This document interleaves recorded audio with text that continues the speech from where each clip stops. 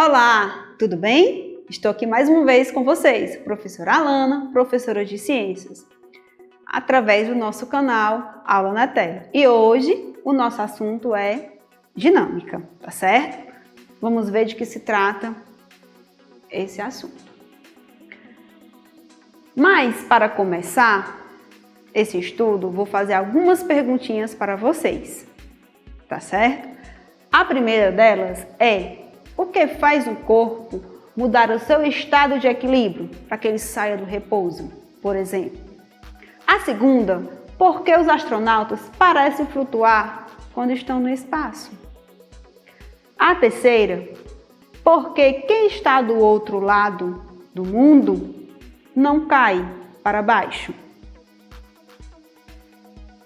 Então, para que a gente possa compreender e responder, nós precisamos conhecer alguns conceitos fundamentais da física. E nós começamos sempre pelos conceitos introdutórios. Por que é que nós vamos estudar massa? Para que a gente possa compreender as perguntinhas que foram nos feitas no início da aula. E aí a gente pode estar se perguntando: o que é massa? Aonde ela está presente? É a quantidade de matéria presente em um corpo.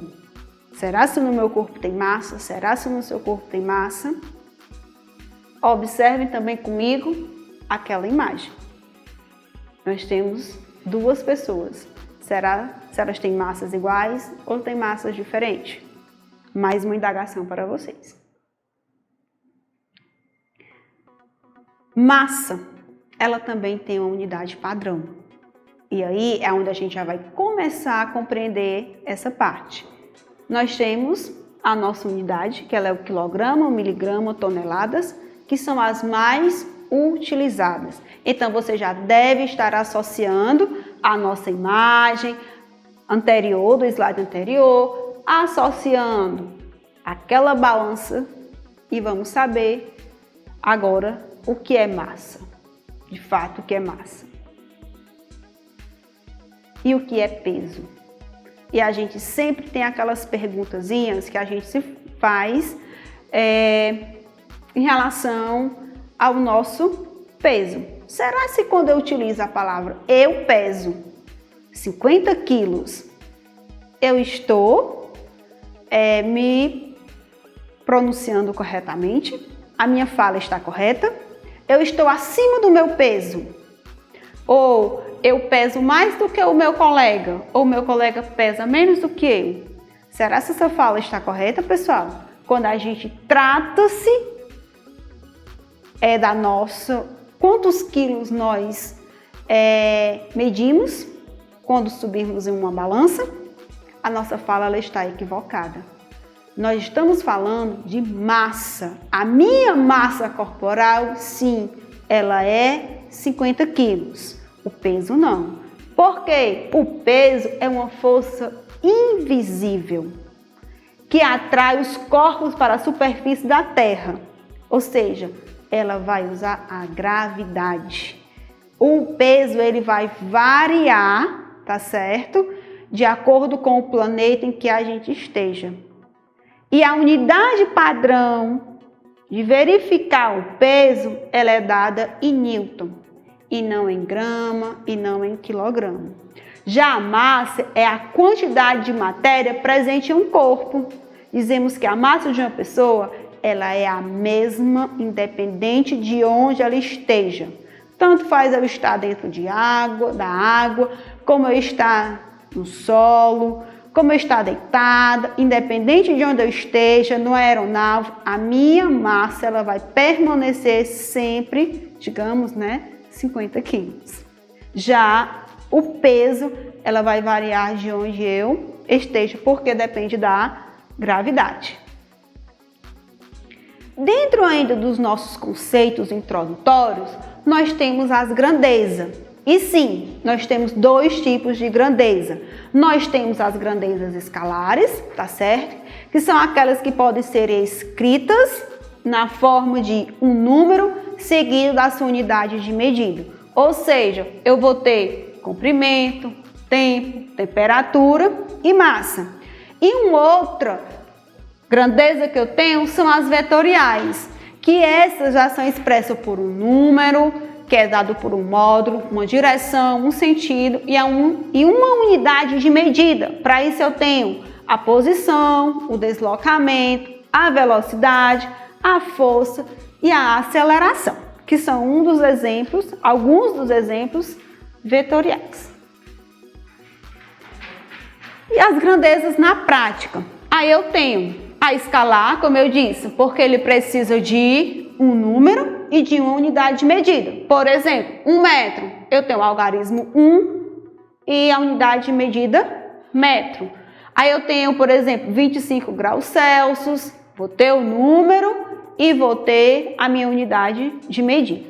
Já na vetorial, na prática, por exemplo, se alguém perguntar a você o endereço de uma determinada padaria, por exemplo, você não só pode dizer que a padaria está com uma distância de 20 metros, por exemplo, do seu referencial, do seu ponto.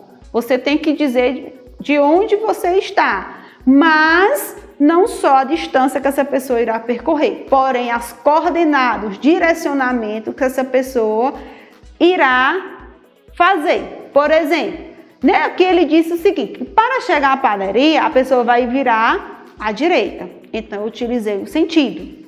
A partir daqui, ou seja, a partir do referencial, que é o ponto de origem, a pessoa vai se mover em linha reta. Essa linha reta é a direção que a pessoa está informando e percorrer 50 metros, por exemplo, para que essa pessoa chegue à padaria. Então, eu estou utilizando o módulo e a unidade de medida, só colocando em prática para a gente ver no nosso dia a dia como a gente utiliza essas grandezas, tanto a escalar como a vetorial. Um outro conceito introdutório dentro da dinâmica, que é a força. E aí a gente vem. O que é força? É qualquer agente capaz de produzir no corpo uma aceleração ou uma deformação. Ou seja, para eu andar, eu estou utilizando uma força. O meu pé está pressionando o solo para que eu seja impulsionado e andar. Veja aqui os exemplos. A pessoa está segurando o cachorro, tá certo? Está sendo exercida uma força porque o cachorro está querendo sair da sua mão. Teve um acidente, foi exercida uma determinada força para que acontecesse essa deformação. E ali também é um equipamento de uma academia. Então, ou seja, para a pessoa movimentar ele também irá ter essa força. E dando a continuidade, onde estão as forças? Elas estão presentes, pessoal, em todas as situações do nosso cotidiano, até mesmo onde nem a gente imagina. Como eu citei anteriormente, a pessoa está realizando o exercício, ela está exercendo uma força porque ela está puxando essa corda. Ao caminhar, você também exerce uma força. Você está exercendo uma força sobre o solo, para que você seja impulsionado e caminhe. Até mesmo para abrir a embalagem de um ketchup. Aquelas embalagens pequenas, você vai exercer uma força para poder abrir. A pessoa ali está abrindo com a boca, né? Não é o correto, mas a pessoa está realizando. E a força? Nós temos alguns tipos de força. A primeira força que nós temos aqui, como já foi citada anteriormente, nós temos uma grandeza vetorial. Se nós temos uma grandeza vetorial, nós temos também uma força vetorial. E o que é essa força vetorial? É quando aplicamos uma força a um determinado objeto, tá certo? Com uma determinada intensidade, porque essa intensidade é o quê? É o módulo e uma certa direção e sentido. Observe aqui, ó. A força vetorial, ela está sendo o quê, ó? Está sendo exercida. Ele tem um sentido, ele tem uma direção. Aqui a pessoa está exercendo a força para puxar essa caixa. E ali é aquela brincadeira que, se eu não me engano, é cabo de guerra, né? Onde está havendo uma disputa entre 4 crianças para ver quem consegue exercer uma força maior e vencer a outra dupla. Dentro das forças, nós temos a força resultante, ou seja, é resultado, é a somatória. Eu vou somar a minha força vetorial, tá certo? E eu vou ter essa força resultante, que é com base na vetorial. Aqui eu trouxe 2 exemplos. Como eu falei, somatória. As duas pessoas estão exercendo uma força na mesma direção, então eu vou somar essa força para que haja esse deslocamento. E na situação 2, ela será uma força nula.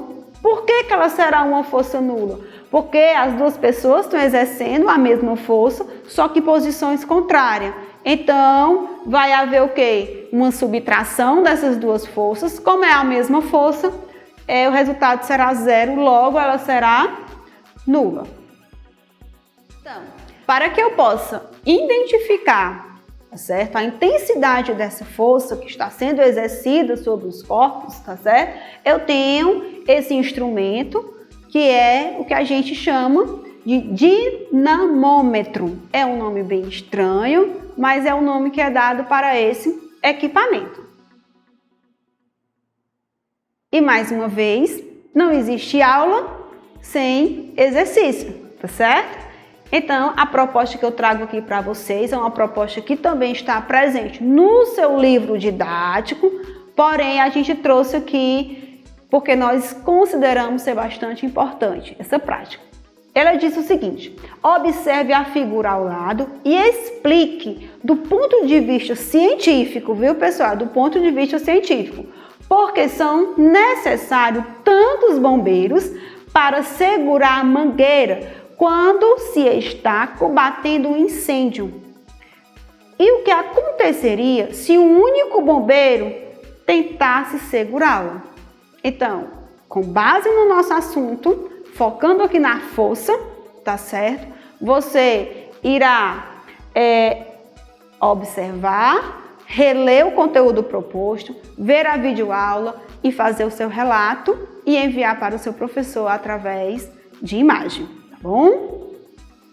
Por hoje é só, ficamos por aqui, aguardo vocês em uma outra oportunidade. Tchau, fiquem com Deus.